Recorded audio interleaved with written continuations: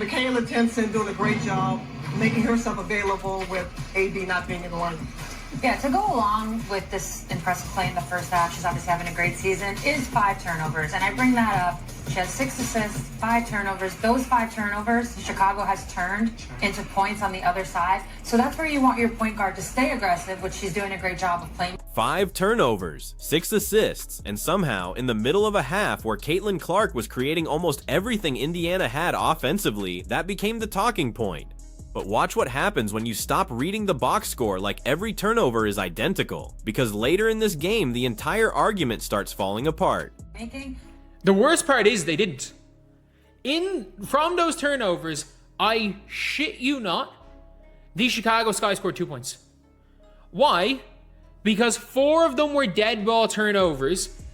One of them that led to points was, you could see the scratch on Caitlin Clark's arm, because Elizabeth Williams went for a steal, missed, and clawed her arm, and scratched her arm completely. I actually clawed myself there. Scratched her arm. That is the detail that changes the conversation. The criticism sounds simple when you just say 5 turnovers. Then you actually look at what those possessions produced for Chicago. How many were dead ball mistakes, and even what happened on the live ball sequence where Clark was pointing at the visible scratch on her arm. And this is where basketball analysis can get incredibly lazy. A turnover is absolutely a negative possession. Nobody needs to pretend otherwise. Clark herself has had games where ball security deserved criticism. But the number alone doesn't tell you how damaging the mistakes were, what kind of turnovers they were, or whether those mistakes were actually the reason your team was struggling. Because Indiana had a much bigger problem in that first half, and it wasn't difficult to see. Caitlin Clark, they conceded 2 points off turnovers from Caitlin Clark's turnovers. 2 points. And anybody who watched that game will tell you, a big reason they were down at halftime was that Caitlin Clark was the only person doing anything on that team. That was a massive, massive reason they were down at halftime. KK was as well. There is the actual tension. Indiana wasn't getting enough from the rest of the lineup while Clark was driving the offense. The commentary here even gives KK credit and says Lexi Hull was okay, but the broader point remains. Clark's first half was not some disastrous point guard performance being rescued by everybody else. It was almost the opposite. And keep that in mind, because later we're going to get to the bigger issue hiding underneath this turnover debate. It isn't really about whether 5 turnovers are good or bad. Obviously they're bad. It's about what people expect a high-usage creator to do, and whether we're evaluating aggressive playmakers by the same standard as point guards whose job is fundamentally different. Before that, though, look at what changed the game after halftime. And Lexi, in fairness, Lexi was okay. We got nothing in the first half from Kelsey Mitchell. And then the reason why it went from being a tie to a 20-point win was because Kelsey Mitchell decided to go Super Saiyan in the second half for 23 points. Caitlin Clark's turnovers had zero to do with this game. And she said it as well in the game. The Indiana Fever need to if they take better. Kelsey Mitchell exploding for 23 points in the second half is the kind of context that disappears when somebody tries to turn a basketball game into one convenient statistic. Indiana went from a competitive game to winning by 20 because another elite scorer suddenly caught fire. That matters. Basketball isn't a spreadsheet where you can isolate one player's turnover column and declare that number the explanation for everything happening around it. And there is an important distinction here. Saying Clark's turnovers didn't decide this particular game is not the same thing as saying turnovers never matter. That's the easy straw man. They matter enormously when they create transition opportunities, when they happen in late game possessions, or when the same mistake keeps killing an offense. The question is impact. Did those specific turnovers create the damage people were implying they created? That is where the halftime numbers become interesting. Pair the ball, they win. I'm going to show you this graphic from halftime. Super had also said the Fever need to take better care of the ball to win. So, fun fact, when Caitlin Clark plays, the Indiana Fever tend to turn the ball over less when she plays. Obviously, this season's a little bit different, but there's no real difference in how the team turns it over. When she is on the floor, when she's on the team. And notice something important there. The argument isn't that Indiana should happily throw the ball away. The argument is that the team-level turnover story is more complicated than saying Clark has the ball a lot, therefore Clark is the problem.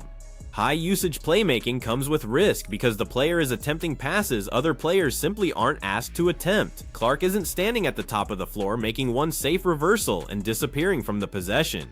She's being asked to manipulate defenders, hit rollers, throw passes through narrow windows, push in transition, and create shots before the defense gets set. Every one of those actions increases opportunity. Every one also increases risk. The correct question is whether the opportunities created justify that risk. And the first half stat line gives us another piece of evidence. But this is the halftime stats. This is the halftime stats. Officially. These are the halftime stats. You have right here.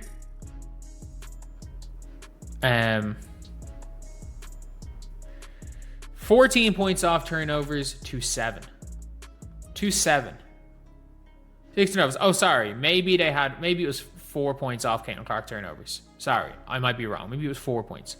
Because I do remember them hitting a 3 off the other turnover. It might have been 4 points. So, that correction matters. The speaker initially says Chicago scored 2 points off Clark's turnovers, then looks at the halftime information and acknowledges it may have been 4. That's exactly what you should do when the evidence changes. Correct the number instead of protecting the argument. But even 4 points creates a very different picture from what the raw turnover total might make you imagine. 5 turnovers can sound catastrophic. If somebody hears that without watching the game, they might picture Chicago repeatedly stripping Clark, sprinting the other direction, and getting easy baskets. But a dead ball turnover doesn't create that same transition disadvantage. The possession ends, everybody resets, and your defense gets organized. Still bad? Yes. Equivalent to getting stripped at half court and surrendering an uncontested layup? No. And this is where the stat sheet can flatten 2 completely different basketball events into the exact same number. But in no way does throwing a couple of dead ball turnovers, that in fairness, there are a lot of times where, I'll say this, the Indiana Fever or Caitlin Clark does need to work on turnovers a little bit. I get that. But there are also games where the narrative that all of Caitlin Clark's turnovers are from people dropping the ball is not necessarily true. This is probably the fairest way to frame it because there are 2 extreme versions of the Clark turnover conversation and both can become ridiculous. One side acts like every turnover proves she is reckless and incapable of controlling a game. The other side acts like every turnover is somebody else's fault because a teammate dropped a perfect pass. Neither standard survives actual film. Clark can make bad decisions. She can force a pass that isn't there. She can get caught trying to create something spectacular when a simpler possession would be better. Those mistakes should be criticized exactly like they would be for any other star. But sometimes a passer does create the right read, and the result still gets charged to her because the execution breaks down somewhere between the pass and the catch. That is why context matters. Imagine 2 possessions. On the first, a guard dribbles into traffic, gets stripped, and the opponent scores before anyone can recover. On the second, the guard sees a cutter completely open under the basket, throws the pass slightly too far, and it goes out of bounds.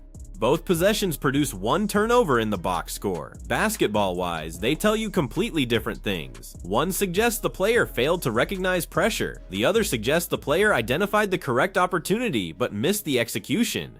You want to eliminate both mistakes, but you don't coach them the same way because they didn't happen for the same reason.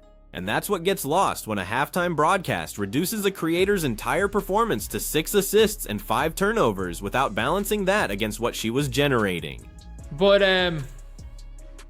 the narrative that Caitlin Clark's turnovers in that game, yes, 2 days ago, were because people were dropping the ball. Yeah, they are, that was probably true. That was probably true. And apparently Dolly Parton died, rest in peace. Rest in peace. But you couldn't have watched the first half of that game and came to the conclusion that any of the fault for a loss was on, for them being down, was on Caitlin Clark. And there are games that you can blame on Caitlin Clark. Blame. Now the argument gets stronger because it establishes a standard instead of simply defending Clark no matter what. There have been games where her performance deserves serious criticism. The Dallas example is brought up directly.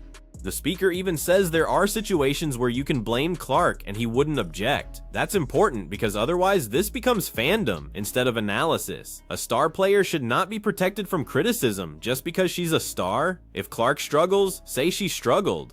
If she makes poor late game decisions, show them. If she turns the ball over in situations that directly swing the game, those possessions matter more because there is less time to recover from them. But fairness has to work in both directions. You can't demand context when the numbers make Clark look bad, and then ignore context when the film makes her look good. And you can't decide before the game what the story is supposed to be, and then hunt for one statistic that allows you to tell that story. This particular first half creates a perfect example because the same player being criticized for 5 turnovers was also manufacturing high-value opportunities over and over again. And now we get to the part of the performance that makes the turnover fixation look especially strange. I get it. But to go out and try to blame Caitlin in the first half when she had one of her best halves of her career.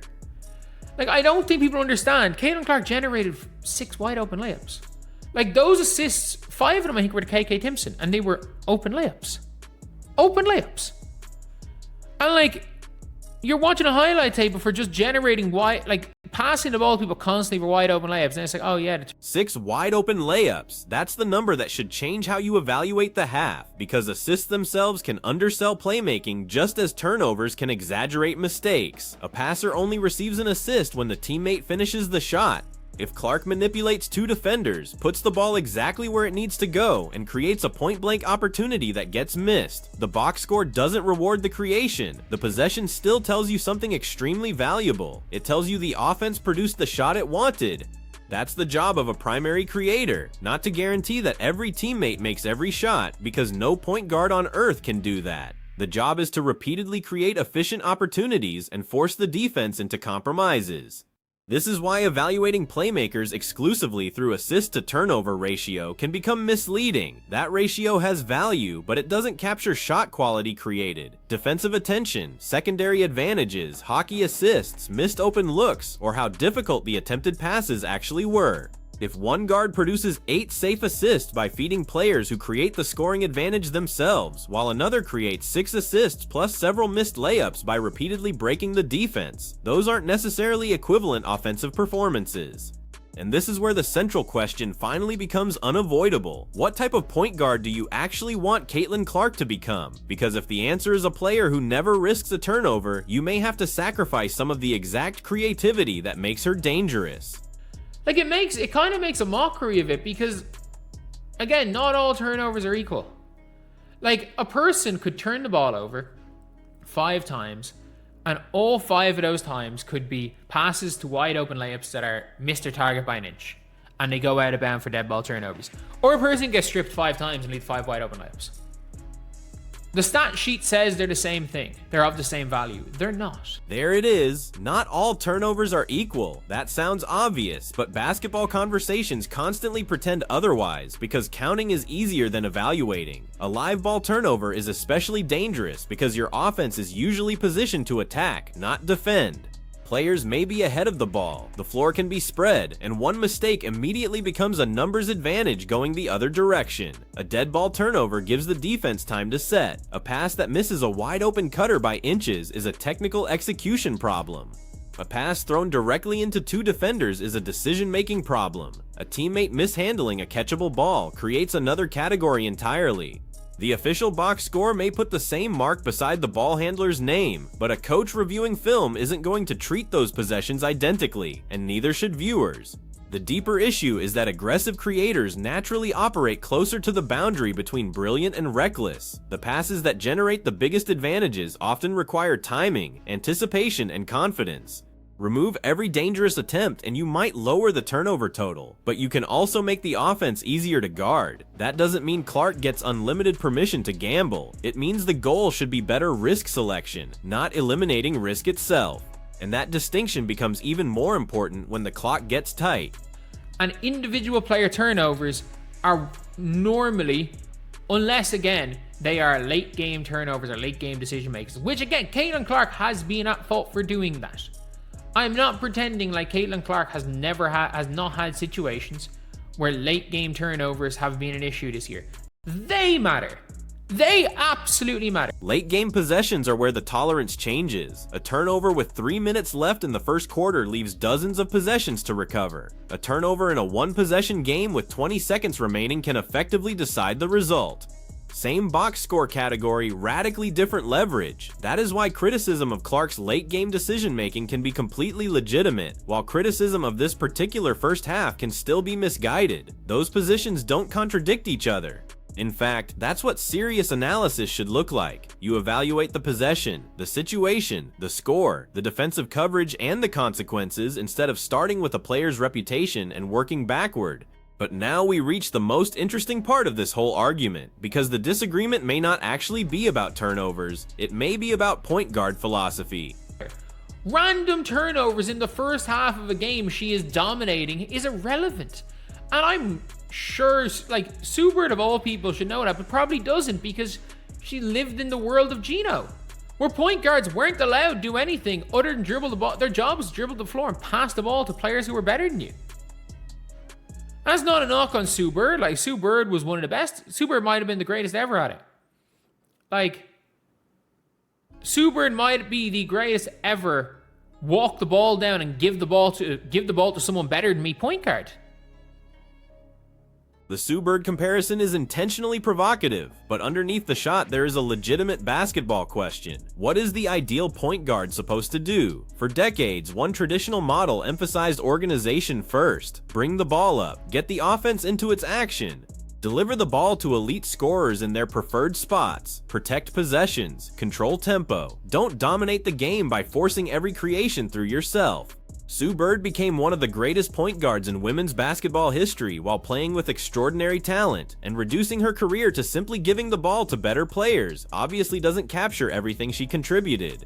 Her shooting, intelligence, timing, leadership, and ability to organize elite offenses were all part of why she was so successful, but Clark represents a different archetype. Her value isn't simply getting Indiana into a system, she can become the system. The defense picks her up far from the basket. Her shooting range changes where help defenders stand. Her passing can punish the second defender. Her transition play turns rebounds into immediate pressure. When she attacks a pick and roll, multiple defenders can become responsible for stopping one action. That kind of player is going to have the ball more, and if you dramatically reduce her touches because you're terrified of turnovers, you're not simply cleaning up mistakes. You may be removing the mechanism that creates the offense's biggest advantages. The real challenge for Indiana is finding the balance, preserve the aggression while improving the decisions. That is much harder than saying, take better care of the ball. But, like, we also have to take into account that what did Sue Bird do? Like, that style of point guard, everyone says that style of point guard is the best. What happened between Lauren Jackson and Stewie? Back-to-back number 1 overall picks between Lauren Jackson and Stewie. It's cool. She walked into a team with one of the 5 greatest players to ever play, and then she ended her career with another one of the 8 greatest players to ever play. Maybe one of the 5 greatest players in Stewie. This is also where the historical comparison needs nuance. Lauren Jackson and Breanna Stewart are 2 extraordinary players, and Bird benefited from playing alongside championship-level talent. That's undeniable. But great teammates don't automatically diminish what a point guard does. Sometimes the ability to maximize elite talent is precisely the skill. Still, the comparison helps illustrate why raw turnover numbers can't be separated from role. A point guard asked to initiate safely, move the ball, and feed established stars is operating under different conditions from a creator asked to bend the defense possession after possession. Think about the burden placed on the primary creator. She's reading the screen defender. She's reading the weak side help. She's deciding whether to reject the screen, hit the roller, throw the skip pass, attack the rim, take the pull-up, or reset, and she may have a fraction of a second to choose. The more decisions one player owns, the more opportunities that player has to make mistakes. That's why usage without context can distort perception. If Clark handles the ball on a huge percentage of Indiana's meaningful possessions, then simply counting her turnovers without counting how many advantages she creates gives you half the equation. And there is another side to this that Indiana has to care about. The answer cannot become Clark creates enough offense, so turnovers don't matter. That's dangerous too. As teams build more film on her tendencies, they'll hunt predictable risks, they'll disguise coverages, they'll bait ambitious passes. They'll pressure her handle and try to turn her creativity into transition offense. Development means recognizing which risks are worth keeping and which ones opponents have learned to exploit. That's the evolution you want from a young superstar, not becoming safer for the sake of looking cleaner on a stat sheet, but becoming more precise without losing what makes the defense panic. Back-to-back number 1 overall picks. I can tell you one thing for sure, a team with a Caitlin Clark type point guard isn't getting back-to-back number 1s at any stage in her career. At any stage in her career, we're not seeing that. And that final line brings the entire argument back to team impact. The claim is that a team led by a Clark-type point guard shouldn't be living near the bottom because a player with that level of offensive creation changes the floor of what an offense can become. Whether you agree with that comparison or think it's unfair to Bird, the bigger takeaway from this game is much simpler. Caitlin Clark should absolutely be criticized when her turnovers hurt Indiana, but criticism has to survive the film. If 5 turnovers mostly stop possessions without repeatedly gifting Chicago transition points, while the same player is creating open layups, carrying a massive share of the playmaking burden and keeping the offense functioning, then 5 turnovers cannot become the headline while everything else gets treated like background noise. And the reverse has to be true too. If Clark posts a huge scoring total but throws away crucial possessions late, you can't hide those mistakes behind the points and assists. That's the standard. Evaluate impact, not reputation. Evaluate the type of turnover, not merely the total. Evaluate the opportunities created, including the ones teammates don't convert. And most importantly, understand the role before comparing one point guard's numbers with another's. Because Indiana's long-term question isn't whether Caitlin Clark can become a point guard who almost never turns the ball over. You could probably reduce the number tomorrow by making her less ambitious, slowing everything down, and asking her to make safer reads. The question is whether that version would actually make Indiana better. The more interesting path is keeping the range, keeping the transition pressure, keeping the difficult passes, and keeping the creativity, while gradually eliminating the mistakes that don't produce enough upside. That is the difference between telling a gifted playmaker to stop taking risks and teaching her which risks are worth taking. And if Indiana gets that balance right, then the conversation changes completely. Instead of asking whether Clark's turnover total is too high, defenses have to ask a much scarier question. How do you stop a creator who still attempts the passes that break your coverage, but has learned exactly which ones you're waiting for? So you have to choose. When Clark is dominating a half offensively, but also has 5 turnovers, do you want her to pull back and play safer? Or do you accept some mistakes because that aggression is exactly what creates Indiana's best offense?